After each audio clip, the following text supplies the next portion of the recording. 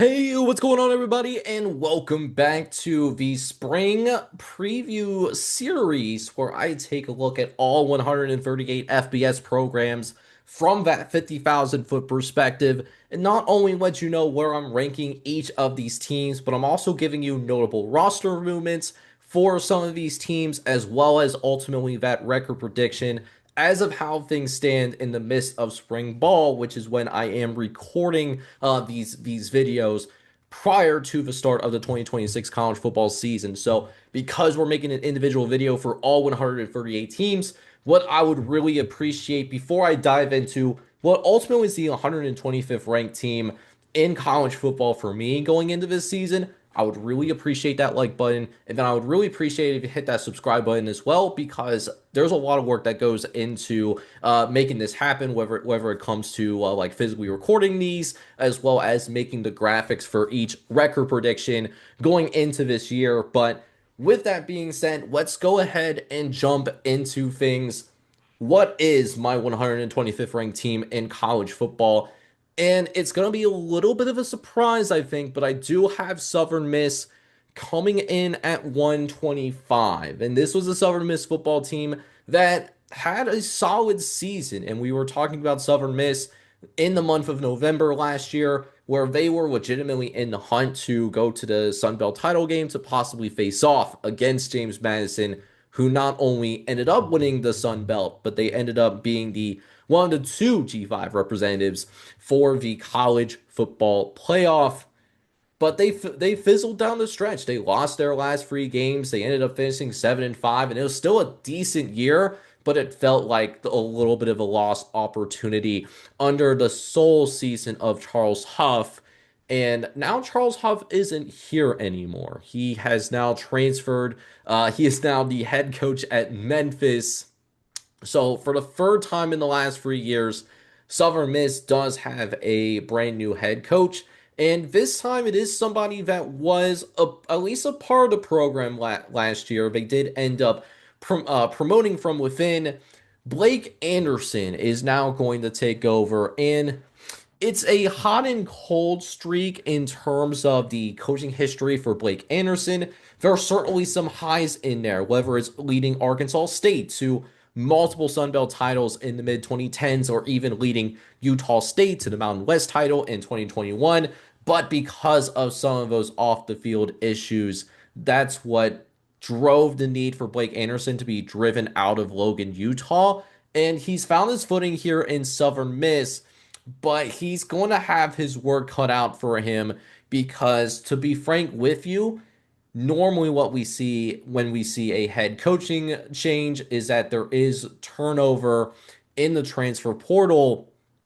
And from a production standpoint, I really do not like what I saw in terms of how they added things in the transfer portal in comparison to what they lost, because I looked at this transfer portal incoming class and it was all based on potential. Wasn't really anybody of note that they brought in that you could look and say these were productive guys that were able to make notable contributions at their last spots. So there's some potential in play, but I'm really concerned about this football team going into this year, which is why I have them as low as I did, coming in as my 125th team in college football. So, what are some of those losses? Now, the biggest loss, and I think the most obvious loss when you're talking about Southern Miss changes, is Josh Moden, the corner for the Golden Eagles last year.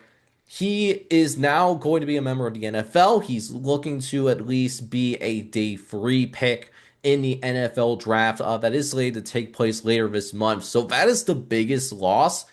But man, they got gutted defensively on the defensive side of the ball, particularly in that secondary. Both starting safeties in Ian Foster and Corey Myrick, they have transferred to different places. Ian Foster, for example, he had 3 interceptions and 70 combined tackles last year. He ends up following Charles Huff up to Memphis, while Corey Myrick transfers to Clemson. Yes, you heard that right. Dabo Sweeney is actually using the transfer portal and Corey Myrick, who was a productive player last year for the Golden Eagles, he's gone as well. Had multiple interceptions last season.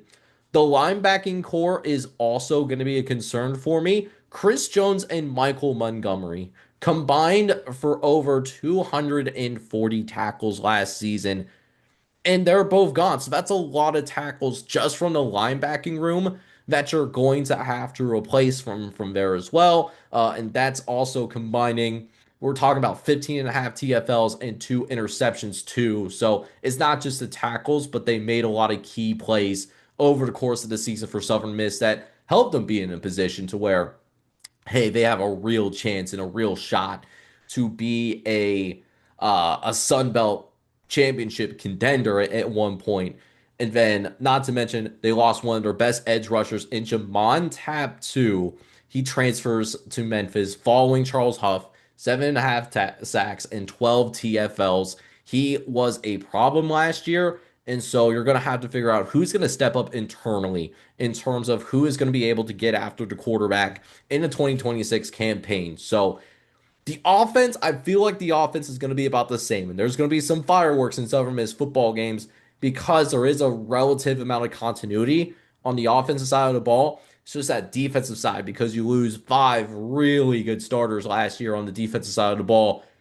What's that defense going to look like? And right now, I just have some concerns, really to the point where if Southern Miss is going to win football games consistently, they may need to consistently score 35 to 40 points in order to make that happen. So, see them being that type of team that can only win if it's in a shootout, if it's many, doesn't really lend itself to winning itself in any other way, at least not consistently. Now, could they have a fluky moment where their offense doesn't play well and they still win? Absolutely. That could still happen here, but I'm not necessarily counting on it either. As we'll go ahead and take a look at the schedule now for Southern Miss football going into this year. They do have a safe win. They have Alcorn State, one of the HBCUs, a typically underfunded HBCU.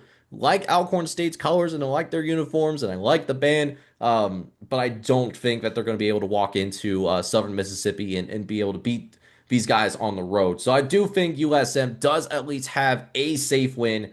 There's no threat of them going 0-12. I don't think that it's going to be that bad, but it's not. I don't think at the same time it's going to be much better either, because they do have some pretty brutal road games. Auburn and Tulane on the road. Those are both not going to be very easy matchups. And then they open up Sunbelt play against Troy. The Troy Trojans do come in as a team that almost won the Sunbelt last year. They gave James Madison a good run for their money in the Sunbelt title game before James Madison did end up pulling away. So they open up on the road against them. So not ideal. They also have James Madison, which while it's a diminished team compared to last season, that's still a very good football team. They'll have a lot to say about the Sun Belt. I don't like their chances there. Louisiana Tech is going to be a sleeper. If they were in Conference USA, they might be one of my picks to possibly win that conference. They're that good.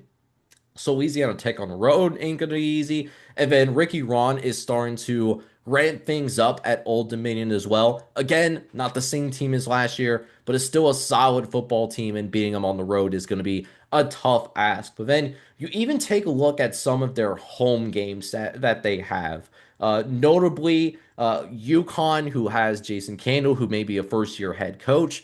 But frankly, I'm higher on Jason Candle than I am Blake Anderson at this time. Arkansas State is starting to turn things around and be a more consistent program under Butch Jones. Louisiana had some bad injury luck last year, which pressed guys that were not planning on starting last year to start significant time for them. And some of those guys are back this year with this Raging Cajuns football team. And I think that's going to provide some dividends for the Raging Cajuns in 2026, even though it was a bumpy ride last year. And even then, like on the road for Louisiana Monroe, candidly, if we were talking about Southern Miss at home, I might consider this a safe win, but because it's on the road, you never know what could happen. Brian Vincent doing a solid job out there in Monroe, Louisiana. So definitely don't want to completely count them out either. So I say all this saying that there is a world in play here where Southern Miss can make it to a bowl game under Blake Anderson. But because of those concerns that I have on the defensive side of the ball, I just am not really counting on it. I do think they win a couple of games. The Alcorn State one is an obvious one. That's the safe win. And South Alabama, too. That game is at home. South Alabama, I don't know if they done enough to significantly improve compared to last season.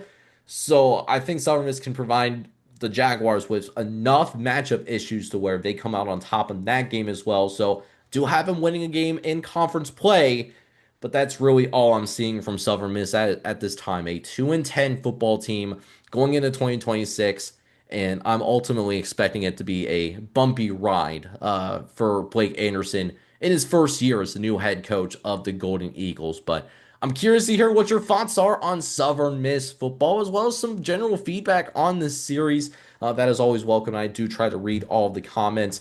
If you have generally been enjoying this series, though, I would appreciate if you just take a couple of moments of your time hitting that like button, as well as hitting that subscribe button if you do happen to be brand new as well.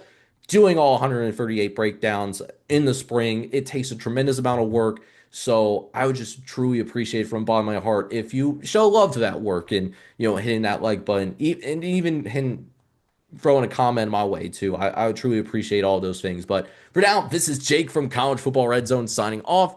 Hoping you guys are all out there having a good one. Take care, everybody.